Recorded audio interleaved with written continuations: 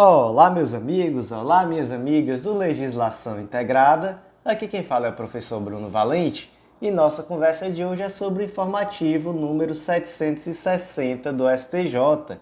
Gente, o ano tá acabando, tá chegando às férias, que coisa maravilhosa! Penúltimo informativo do STJ do ano. Estou gravando hoje, dia 15 de dezembro, só para vocês sentirem um pouco como é que está a situação. Amanhã sai o último informativo do STF e na segunda-feira, dia 19, o STJ deve publicar o último informativo do ano. E aí acabou-se. Se Deus quiser, até a semana que vem já vamos ter também o informativo semanal do Clube da Lei com esses últimos informativos e podcast desses dois últimos informativos também. E aí é férias. Quem se dedicou durante o ano a deixar esses informativos em dia, seguir o nosso informativo semanal, acompanhou um podcast, já era. É descansar e se preparar para 2023 começar com tudo, se Deus quiser. Antes de começar, aquele convite de sempre, não deixa de acessar legislaçãointegrada.com.br, conhecer o Clube da Lei, nosso clube de membros que te dá acesso a todos os planos de leitura, informativos, além de ser uma assinatura única, últimos dias com preço de 2022, então aproveita, porque a partir de 1º de janeiro no máximo, talvez ainda em dezembro, já teremos reajuste para o preço de 2023. Tá bom? Aproveita e não deixa também de curtir, compartilhar esse podcast, de nos seguir nos nossos canais, no Spotify, Deezer, Apple Podcasts, Google Podcasts e YouTube, e de ativar o sininho para ficar sabendo de todas as notificações. E a introdução do podcast hoje foi toda ao contrário, mas é assim mesmo, final de ano é alegria, porque graças a Deus eu adoro estar aqui com vocês, gravando podcast, comentando informativo, mas só tem uma coisa que eu gosto mais, gente, é não fazer nada. Nossa, é muito bom. E eu tô doido que chegue pelo menos essa semana do ano que eu não faço nada. Então vamos lá para o primeiro julgado do dia. E iniciamos pelos julgados da Corte Especial do STJ, primeiro julgado inserido no Código de Processo Civil, destaque da seguinte forma: não há previsão legal acerca do ajuizamento de embargo de divergência contra acórdão de Superior Tribunal de Justiça proferido em pedido de tutela provisória para agregar efeito suspensivo a conflito de competência. Gente, esse informativo de hoje está cheio de decisão relativa a direito processual civil. E assim, são alguns destaques que quando você lê dá um nó na mente, mas quando a gente vai entender do que se trata, você vai ver ali um caso concreto, as coisas vão se encaixando. Então calma, que não é nada assim de tão estranho não. Primeiro ponto, embargo de divergência. O embargo de divergência ele tem previsão tanto no regimento interno dos tribunais, quanto lá no artigo 1043 do Código de Processo Civil. Vamos lá para o artigo 1043. É embargável o acórdão de órgão fracionário que, em recurso extraordinário ou especial, divergir do julgamento de qualquer outro órgão do mesmo tribunal, sendo os acórdãos embargado e paradigma de mérito. Então, essa primeira hipótese, você tem aqui um recurso extraordinário e especial, e você tem uma situação em que o julgado ele diverge de um julgado paradigma daquele mesmo tribunal. Detalhe, os dois julgados têm que ser de mérito. Então você tem o julgado paradigma e o julgado embargado.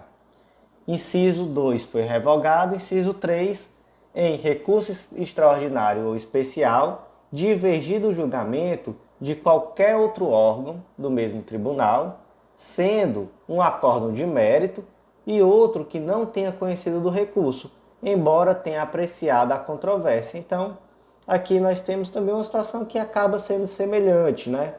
Também em recurso extraordinário especial, aqui existe uma divergência porque o acórdão paradigma ele é de mérito e aquele acórdão que você está embargando, o recurso não foi conhecido, apesar de ter tido a controvérsia ali em alguma medida apreciada. O artigo 226 do Regimento Interno do STJ ele vai dizer, por sua vez, que cabem embargos de divergência contra acórdão de órgão fracionário que, em recurso especial, divergir do julgamento atual de qualquer outro órgão jurisdicional desse tribunal. Então, o órgão fracionário, por exemplo, a primeira turma do STJ, decidiu de uma forma, tem um acórdão da segunda turma que decidiu de outra forma, você pode interpor ali um agravo de divergência com o objetivo de fazer o quê? De uniformizar esse entendimento. Agora que nós vimos isso, vamos ver como na verdade, esse destaque de julgado aqui é muito simples. Porque o que ele disse? Não há previsão legal acerca do ajuizamento de embargo de divergência contra acórdão do STJ proferido em pedido de tutela provisória, proferido em pedido de tutela provisória para agregar efeito suspensivo a conflito de competência. O que a gente vai destacar aqui? Proferida em pedido de tutela provisória. Calma lá. Cabe embargo de divergência em face de decisão que nega ou que defere pedido de tutela provisória? Não, gente, cabe não. Tá bom? Não cabe. Então, daqui já mata o resto. Então, se não cabe, aí é que não vai caber com um objetivo de trazer efeito suspensivo. Então, o problema aqui é esse. Onde é que vai caber o embargo de divergência? Recurso extraordinário e recurso especial. Mas no mérito do julgado, não no pedido de tutela provisória. Então, é isso aí que mata, na verdade, aqui a impossibilidade desse recurso que foi apresentado. Próximo julgado é da primeira sessão do STJ e foi inserido na Constituição Federal. Destaque da seguinte forma: compete à Justiça Comum e não à do Trabalho o julgamento de controvérsia envolvendo direitos de servidor contratado para exercer cargo em comissão regido pela CLT. Isso aqui na prova objetiva mata. Porque quando você vê CLT, você já vai ler automático Justiça do Trabalho. Só que aqui compete à Justiça do Trabalho? Nananina não, compete à Justiça Comum. Por quê?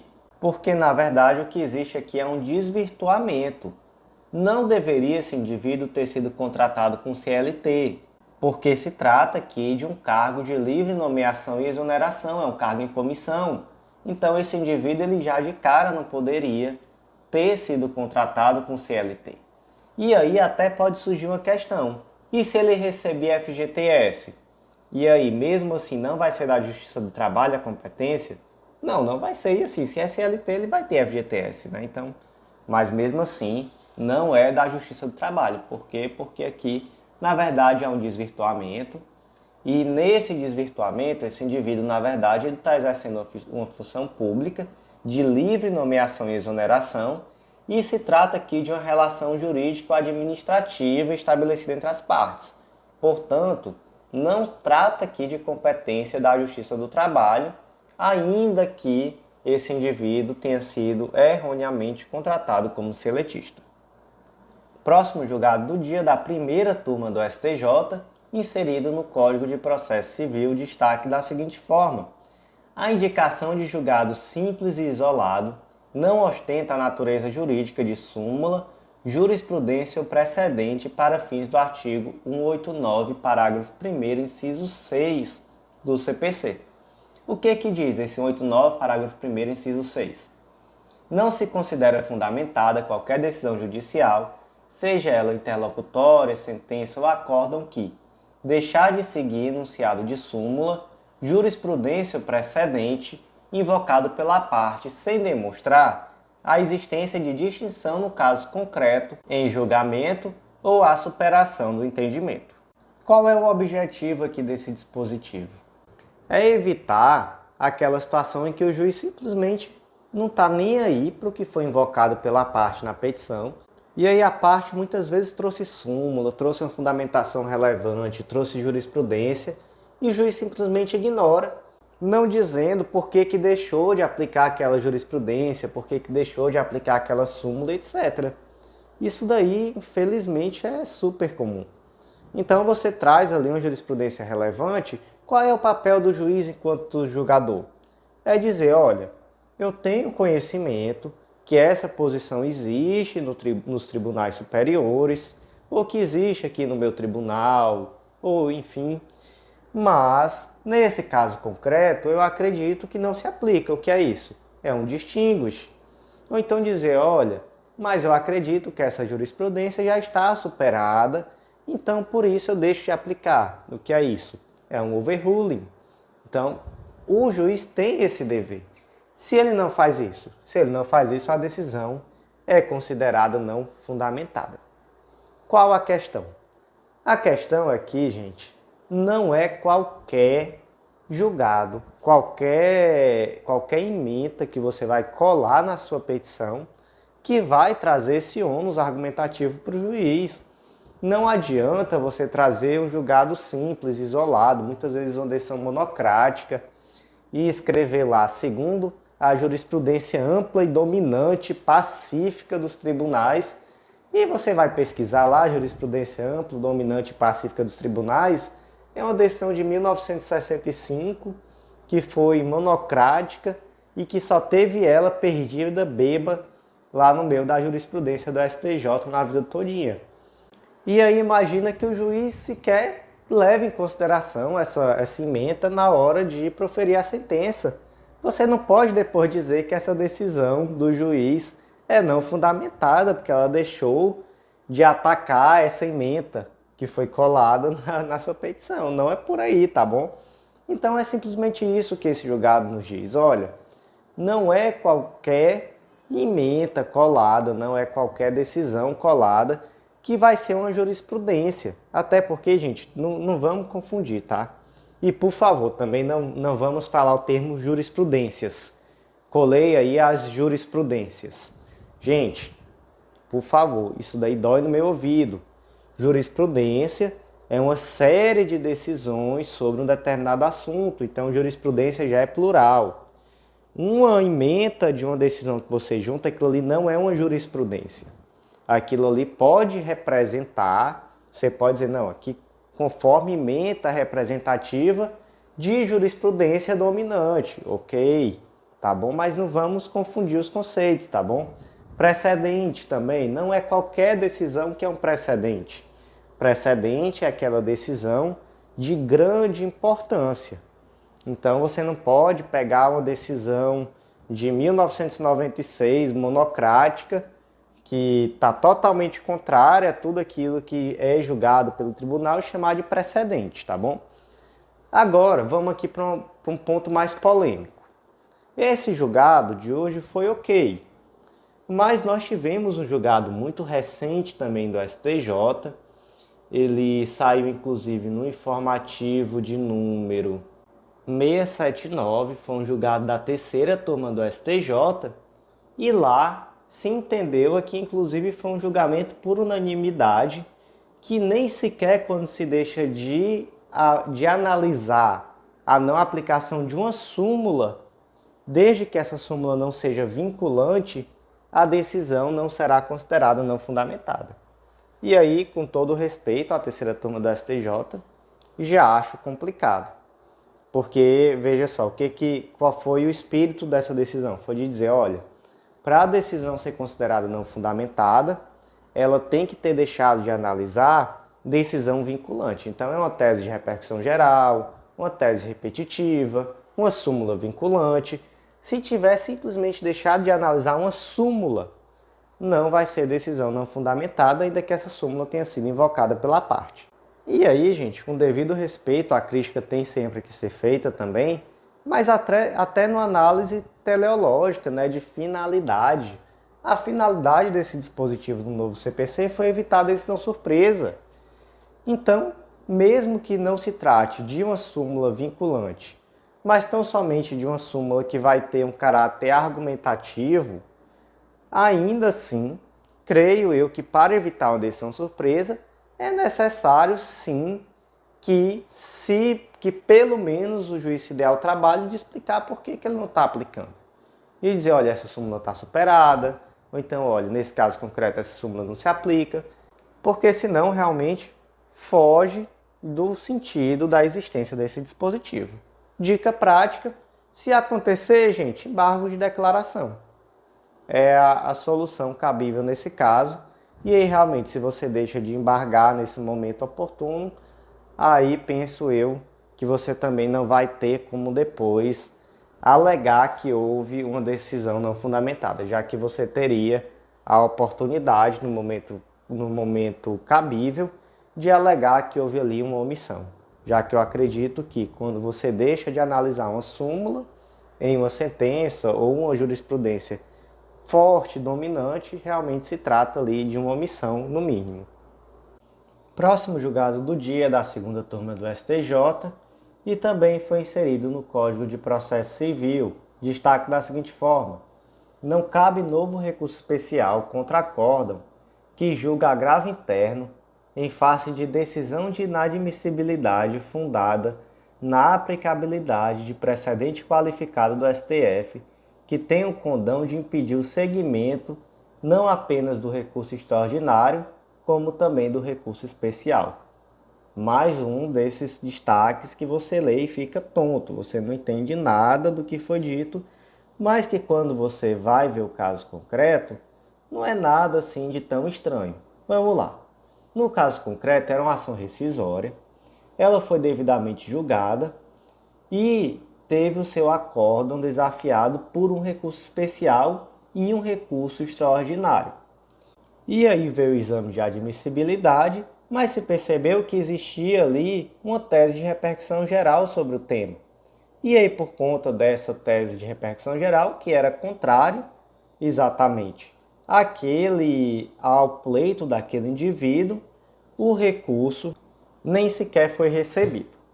E aí vem a dúvida: qual recurso cabível em face dessa decisão que não recebe o recurso especial ou recurso extraordinário por conta da existência de uma tese de repercussão geral desfavorável?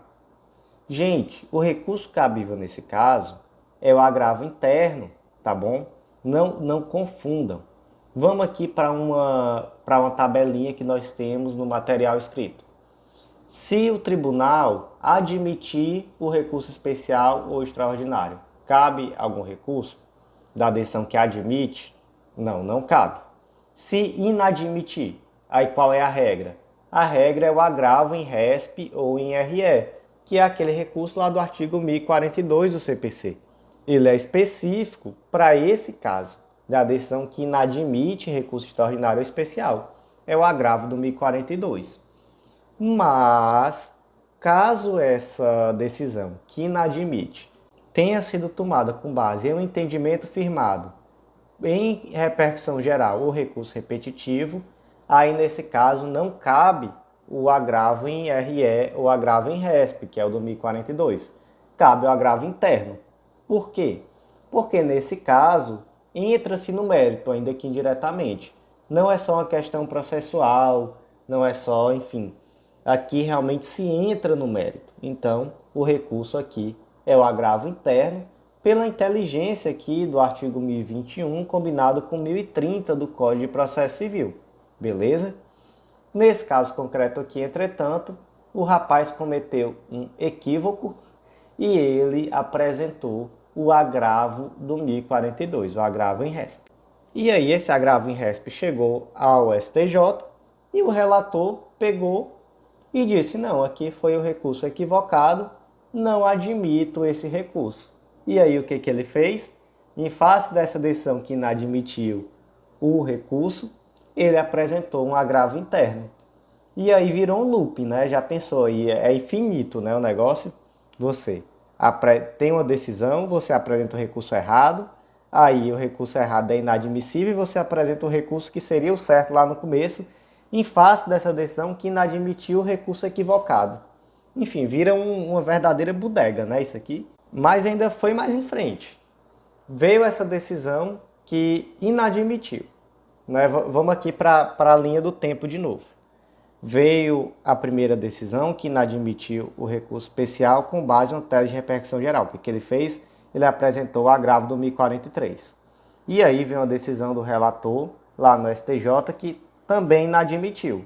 Por quê? Porque foi o recurso errado. O que ele fez? Ele apresentou o agravo interno, que seria o recurso certo lá no começo. E aí esse agravo interno mais uma vez foi inadmitido. O que, que ele fez? Ele apresentou um recurso especial. E aí, enfim, virou, aqui já não é mais bodega não, aqui virou um círculo, né? A coisa vai indo e a pessoa vai ficar o resto da vida apresentando um monte de recurso que não cabe. Então, na verdade, o que aqui diz nesse destaque é só isso. Ó. Não cabe novo recurso especial contra o acórdão que julga agravo interno em face de decisão de inadmissibilidade fundada na aplicabilidade de precedente qualificado do STF, que tem o condão de impedir o segmento não apenas de recurso extraordinário, como também de recurso especial. Então, resumindo, esse destaque aqui meio difícil de entender desde o começo é isso. Você basicamente apresentou o recurso errado, depois não dá para apresentar o certo em face da decisão que inadmitiu o recurso equivocadamente apresentado. Próximo destaque do dia, inserido no Código de Processo Civil, destaque da seguinte forma: em se tratando de exceção de pré-executividade acolhida para excluir sócio do polo passivo de execução fiscal, o proveito econômico corresponde ao valor da dívida executada, devendo ser esta a base de cálculo dos honorários de sucumbência com aplicação do artigo 85, parágrafo 3º do CPC de 2015. Então vamos lá. O artigo 83, parágrafo 3º, ele trata exatamente da fixação de honorários de sucumbência nas ações em face da Fazenda Pública.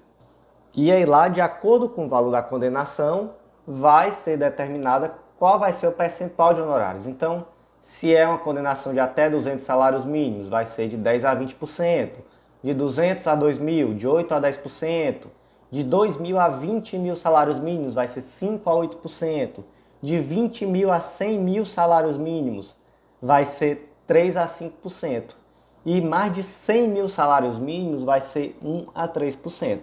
E como eu queria aqui, viu gente, um honorário de 1% de 100.000 salários mínimos. Seria uma maravilha, quem dera esses honorários de sucumbência na minha vida. E aí, a situação aqui é a seguinte. Houve uma execução fiscal. Nessa execução fiscal, foi apresentada uma exceção de pré-executividade do sócio, querendo ser excluído do polo passivo dessa execução.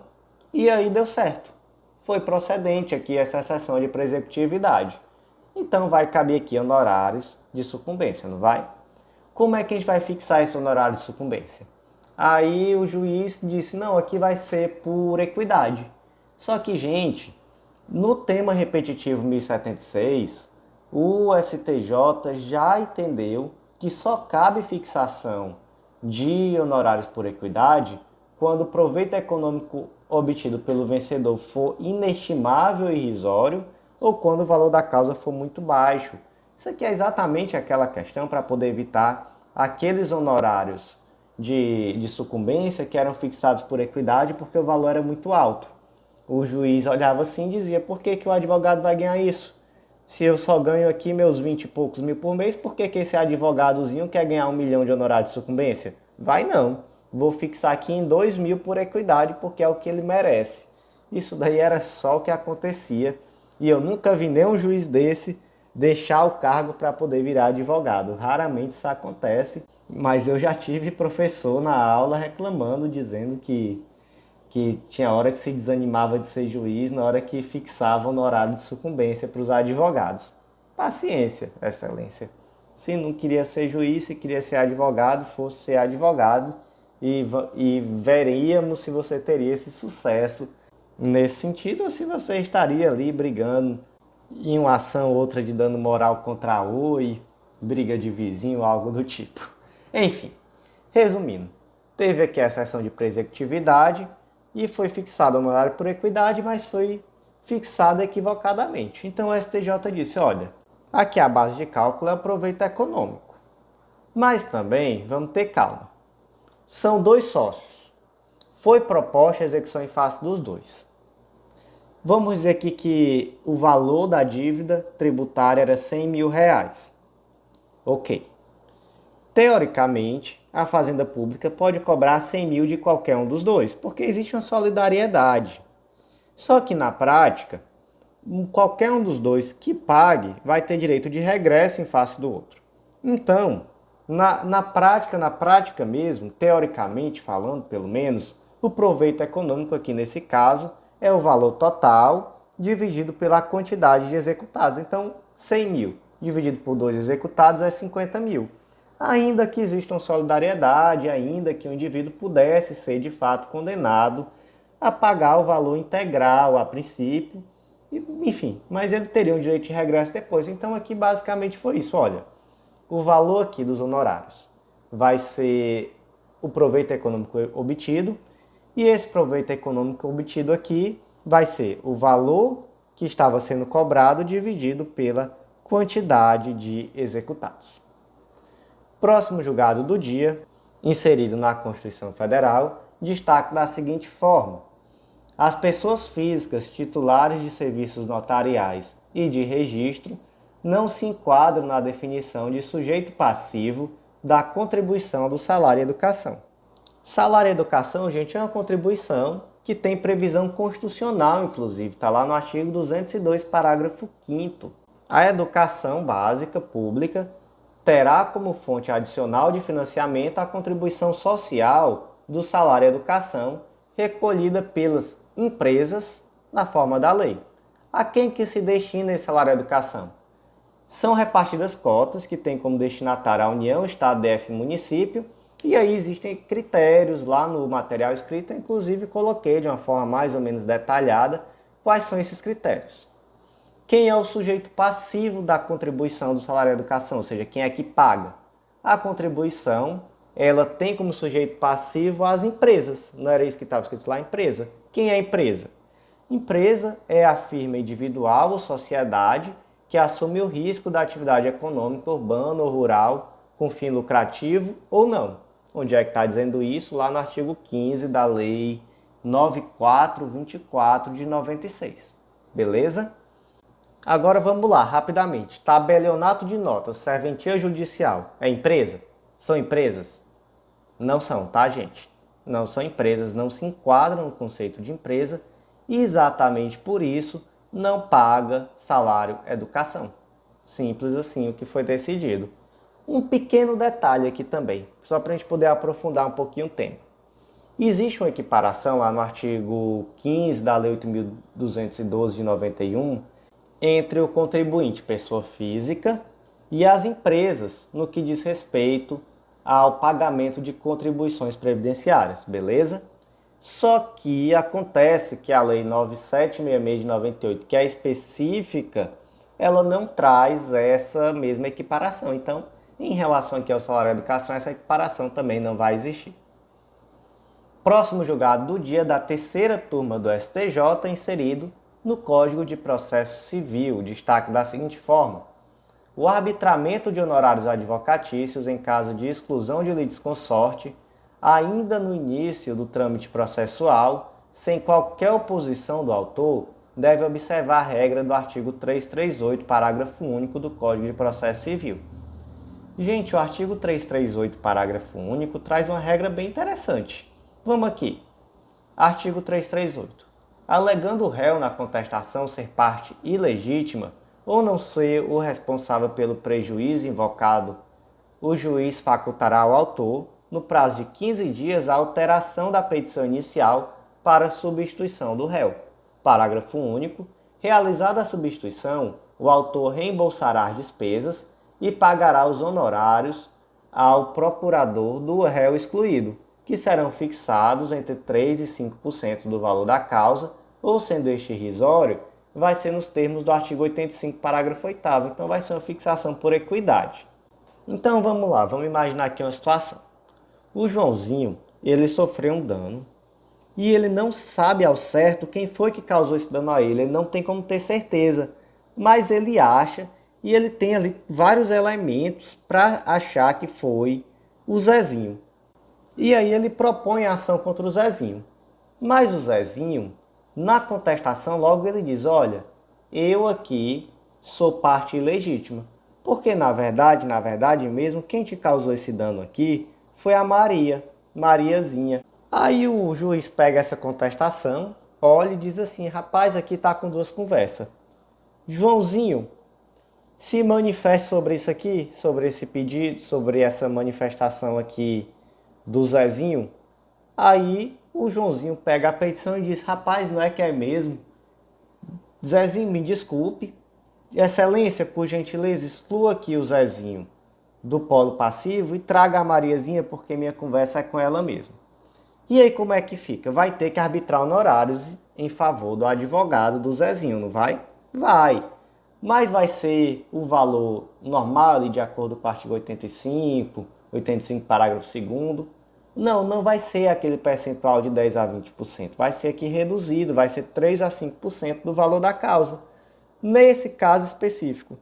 Qual é o caso específico? É quando o contestante indica na contestação que é parte legítima, indica quem é a parte legítima e o autor não cria caso, ele diz: não, beleza, desculpa, você está certo, excelência, ele está certo, exclui ele, chama o fulaninho, porque realmente é aquela outra pessoa lá, meu problema é com ela.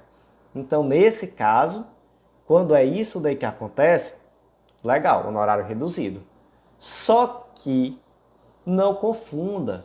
Se isso acontecer em outro momento do processo, se isso acontecer de uma forma diferente, então, por exemplo, o autor não aceitou, o autor foi para o embate, pediu para incluir o outro e deixar os dois em litisconsórcio passivo, enfim. Nesses casos aí não se aplica o 338, parágrafo 1º.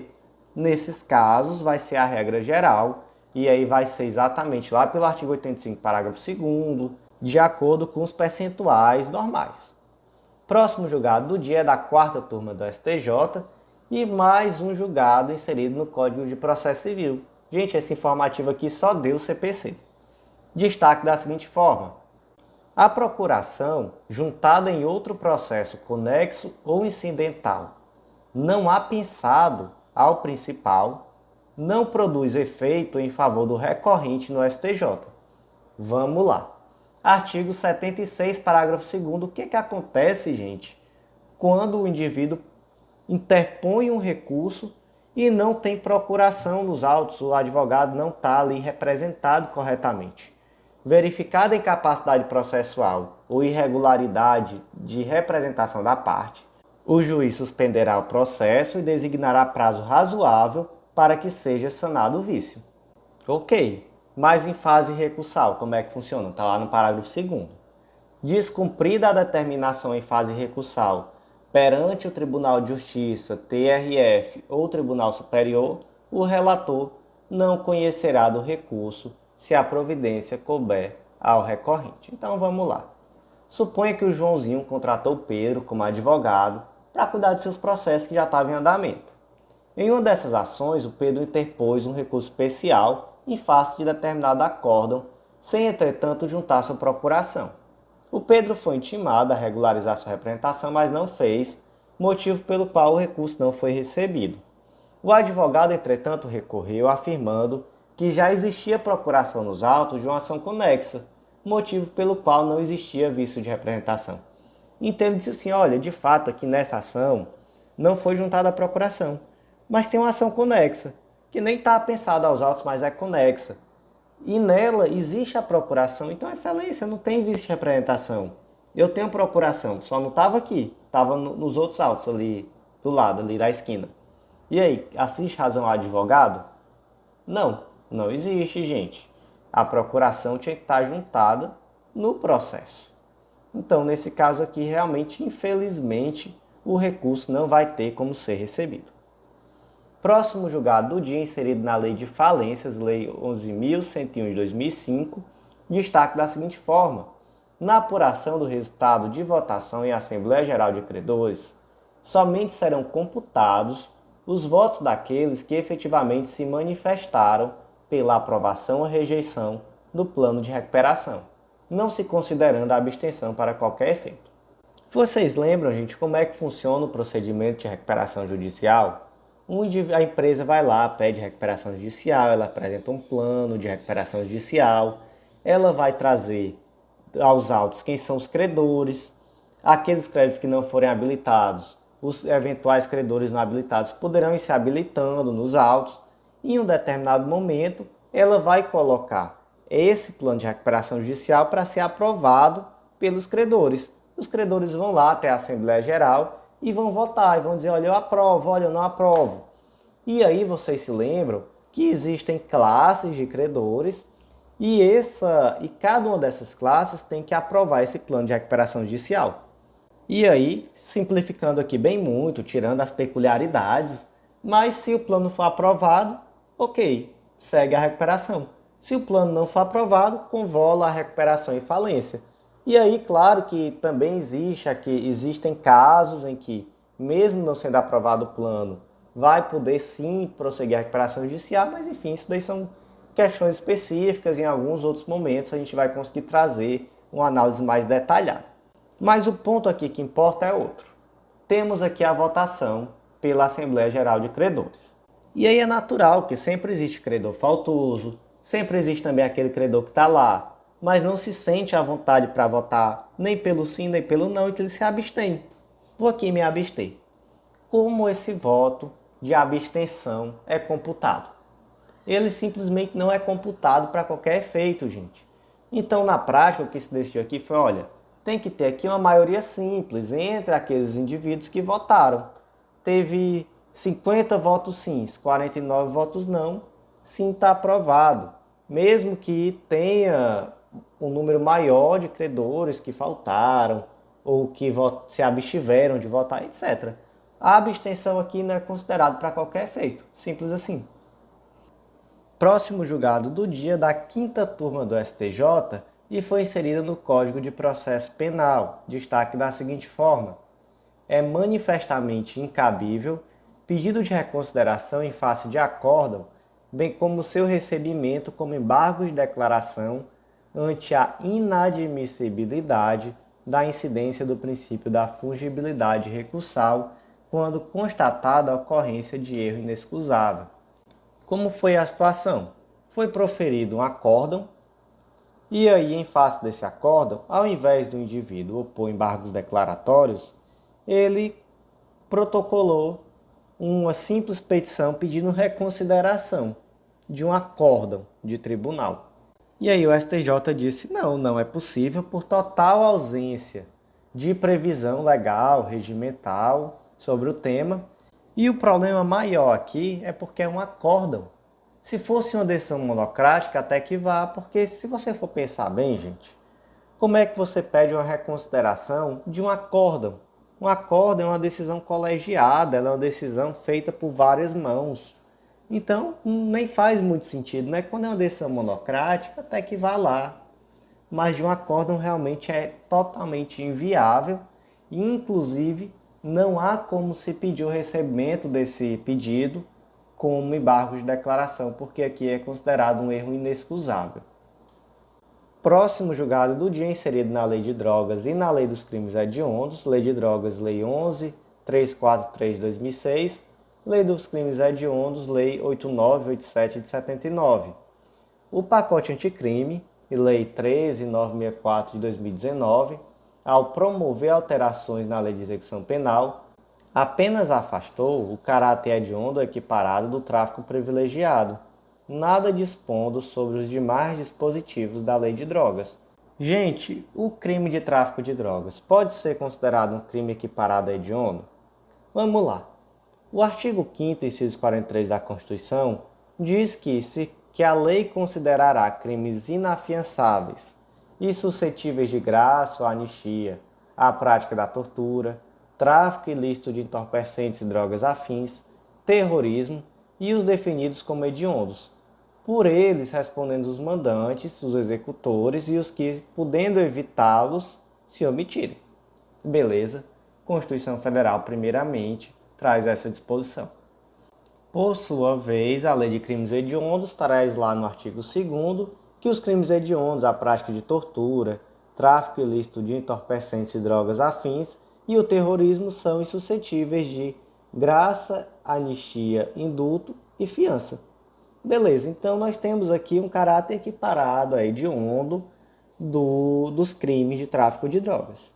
Só que vem o artigo 112, parágrafo 5º da Lei de Execução Penal e consolidando a jurisprudência que inclusive já existia nesse sentido, diz: não se considera hediondo ou equiparado para fins deste artigo o crime de tráfico de drogas previsto no artigo 33, parágrafo 4º da Lei de Drogas. Qual é esse?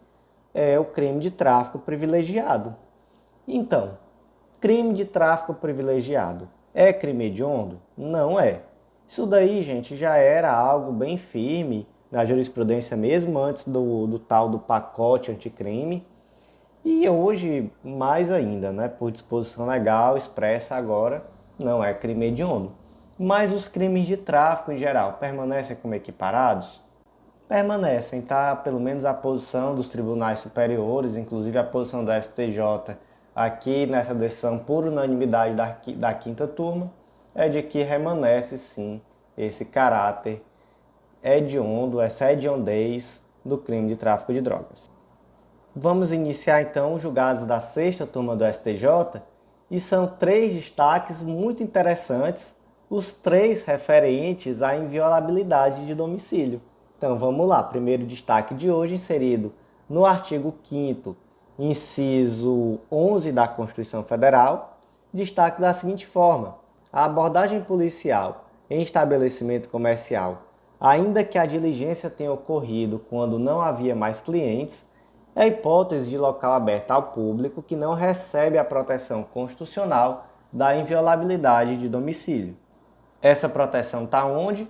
Artigo 5º, inciso 11. A casa é asilo inviolável do indivíduo, ninguém nela podendo penetrar sem o consentimento do morador, salvo em caso de flagrante delito ou desastre, ou para prestar socorro, ou, durante o dia, por determinação judicial.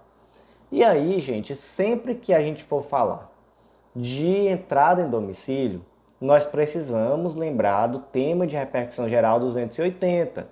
A entrada forçada em domicílio sem mandato é lícita mesmo em período noturno, quando amparada em fundadas razões, devidamente justificadas a posteriori, que indiquem que dentro da casa ocorre situação de flagrante delito, sob pena de responsabilidade disciplinar, civil e penal do agente ou da autoridade e da nulidade dos atos praticados. Então nós temos aqui uma necessidade de fundamentação a posteriori das fundadas razões pela qual existia ali uma situação ou se verificou que ali de fato existia uma situação de flagrante delito, ok? Mas aqui o fato é que foi encontrada uma carga roubada nas dependências de uma borracharia. Então, se é uma borracharia, é um estabelecimento aberto ao público. E aí, qual foi o procedimento da polícia? Foi um procedimento muito correto, gente, aqui, muito elogiável. A polícia chegou até o local e viu que existia ali um trânsito de clientes e esperou que esse trânsito de clientes acabasse. E ao final, quando esse local já estava ali fechando, os clientes saíram, foi lá, a polícia adentrou e efetuou as buscas e de fato encontrou esses bens que foram anteriormente roubados. Procedimento da polícia aqui, gente, merece estrelinha, corretíssimo e naturalmente aqui não existe nenhum tipo de nulidade. E qual o destaque aqui? Que por ser um local aberto ao público, não existe aqui proteção de domicílio. Então não existe aqui inviolabilidade de domicílio, é um local aberto ao público. Professor mesmo que já estivesse fechado no momento que entrou, gente, mesmo assim, e veja como a polícia agiu aqui corretamente. Ela não entrou antes com o objetivo de evitar um constrangimento.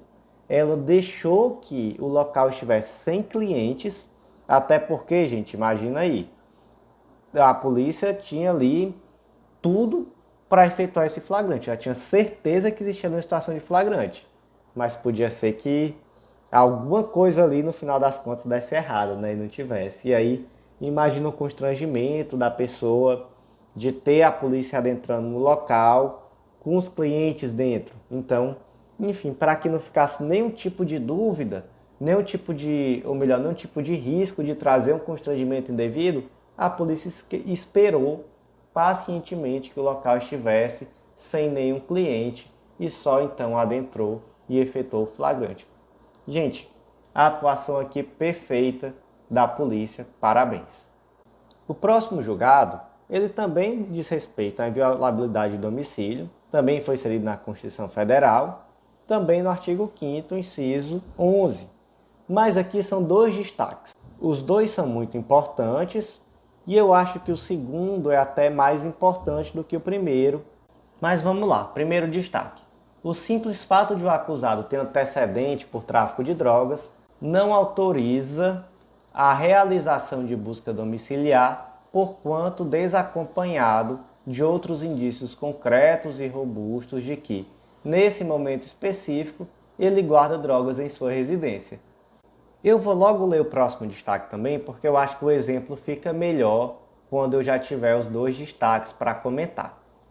Mesmo se ausente coação direta e explícita sobre o acusado, as circunstâncias de ele já haver sido preso em flagrante pelo porte de arma de fogo em via pública e estar detido sozinho, sem oportunidade de ser assistido por defesa técnica e sem o mínimo de esclarecimento sobre seus direitos, diante de dois policiais armados, poderia macular a validade de eventual consentimento para a realização de busca domiciliar em virtude da existência de um constrangimento ambiental circunstancial.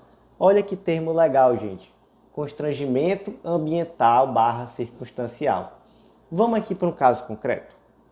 O Joãozinho estava na rua, bem longe da casa dele, a quilômetros da casa dele. O Joãozinho, ele já foi preso lá no passado por tráfico de drogas. E aí, ele estava armado, porte ilegal de arma de fogo, e em um policiamento padrão, a polícia percebeu que ele estava armado, então foi até lá, o abordou, verificou que de fato ele não tinha licença para portar essa arma, então deveria ter feito o quê? Deveria ter pego o Joãozinho e conduzido até a delegacia, lavrado o flagrante pelo crime de porte de arma de fogo, e aí era ok, não é? Era o procedimento a ser feito. Mas a polícia resolveu empreender aqui um devido processo legal, uma devida investigação um pouco mais apurada na vida de Joãozinho. Então os dois policiais armados, já com o Joãozinho detido, ele sozinho ali naquele contexto, perguntaram: Joãozinho, podemos dar uma passadinha na sua casa para ver se... Porque eu puxei aqui no sistema e eu vi que você já foi preso por droga. Vamos lá na sua casa passear? E aí, num mundo de conto de fadas, o Joãozinho espontaneamente, tranquilamente disse: vamos, claro que vamos lá que eu não tenho nada a temer. Chegando na casa de Joãozinho, sei lá quantos quilômetros de distância, encontraram lá o que? Droga, balança de precisão, dinheiro contado em notas menores. Então, enfim, todo um contexto para poder também prender Joãozinho por tráfico. E aí Joãozinho foi preso também por tráfico. E aí, gente? O que vocês têm a dizer sobre essa prisão pelo tráfico de drogas? É uma prisão legal ou ilegal? Gente, prisão ilegal. Ilegal. Porque, veja só, em relação ao crime de porte de arma, naquele contexto, foi uma denúncia anônima, até aí até ok. Vamos imaginar que de fato a polícia não foi direto abordar por conta dessa denúncia anônima, ela ficou ali, ela observando, ela viu que o indivíduo estava armado e foi lá e abordou. Correta a postura nesse ponto. Mas já pegou o indivíduo armado, o crime já tem tudo ali que é necessário para configurar o crime, leva para a delegacia. Não existe isso, gente, de fazer busca na vida da pessoa para ver se encontra mais algum crime. Como é o nome disso? O nome disso é pescaria probatória. O que aconteceu aqui na vida do Joãozinho foi uma pescaria probatória. Os policiais foram até a casa dele, que era do outro lado da cidade, para poder ver se eles encontravam a prova de mais algum crime. Aí você diz assim: professor, mas ele já foi condenado por tráfico.